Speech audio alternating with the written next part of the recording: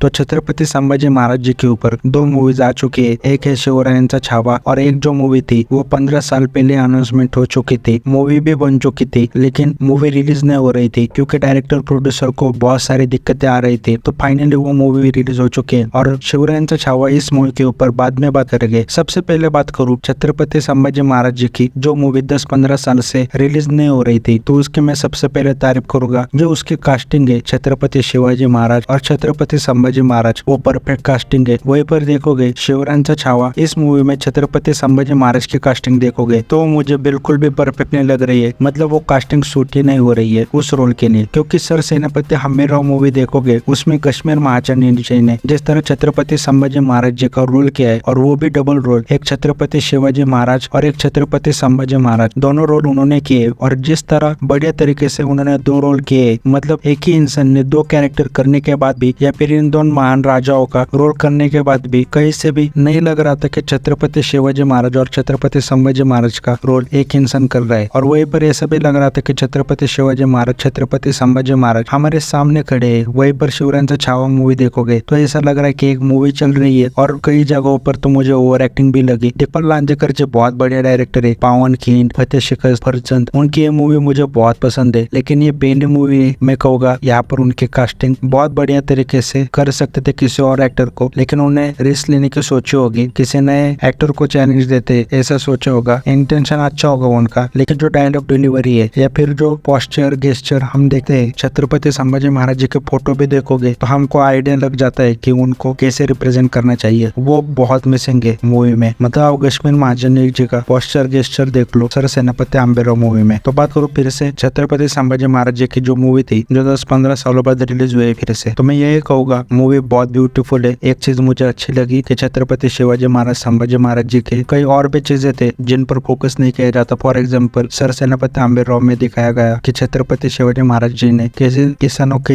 हित के लिए एक योजना निकाली। उसी तरह इस मूवी में वॉर सीन्स कम है, लेकिन छत्रपति संभाजी महाराज जी को जो पॉलिटिक्स का सामना करना पड़ा, जो उनको यातनाएं हुई, उन सबको बहुत बढ़िया तरीके से दिखाया है। लास्ट के 15-20 मिनट आपके रोंगटे खड़े कर देंगे, आपको रुला देंगे और आपको प्राइड भी होगा कि आप ऐसे महान राजा के देश में पैदा हुए। तो ये कहूँगा मैं मस्ट वॉच मूवी है। लेकिन इसमें एक चीज दिखाई है, छत्रपति संभाजी महाराज दिलेर खान से मिलते हैं। तो कई लोग ये भी कहते हैं कि ये संभाजी महाराज जी और छत्रपति शिवाजी महाराज जी की राजनीति थी, कूटनीति थी मुगलों के खिलाफ लड़ने के लिए। तो उस चीज के बारे में मुझे भी ज्यादा पता नहीं है। तो ये आपके ऊपर है या फिर आपके नजरिए के ऊपर है कि ये मूवी आपको इतने से कितनी सही लगती है या फिर गलत। मुझे उस चीज का आइडिया नहीं है, लेकिन जो लास्ट के 40 दिन छत्रपति संभाजी महाराज को जो यातनाएं दी थी उसके लिए मैं कहूँगा ये मूवी जाके देख लो। और रिकमेंड भी करता हूँ अपने हिंदी व्यूअर्स को कि ये देख लो कि ऐसे एक महान राजा ने कितनी यातनाएं सही थी। बाकी दिलेर खान और छत्रपति संभाजी महाराज जी के ऊपर किसी को कोई जानकारी है तो वो कमेंट करके बता दे। और बात करो शिवरायांचा छावा मूवी की, तो वो बिल्कुल मैंने कास्टिंग के ऊपर मूवी को क्रिटिसाइज किया है, लेकिन पूरा डायरेक्टर का विजन अभी भी मुझे पता नहीं है। तो फिर सबसे पहले मूवी देख लो वो शिवरायांचा छावा। मैं वो भी कहूँगा कि उस मूवी को भी देख लो और उसके बाद खुद ही डिसाइड कर लो दोस्तों को मूवी दिखानी है, फैमिली को मूवी दिखानी है नहीं। क्योंकि ट्रेलर के ऊपर मुझे अभी ऐसा लग रहा है, लेकिन मूवी देखने के बाद ही कह सकते हैं, हो सकता है कास्टिंग अच्छे भी निकल जाए।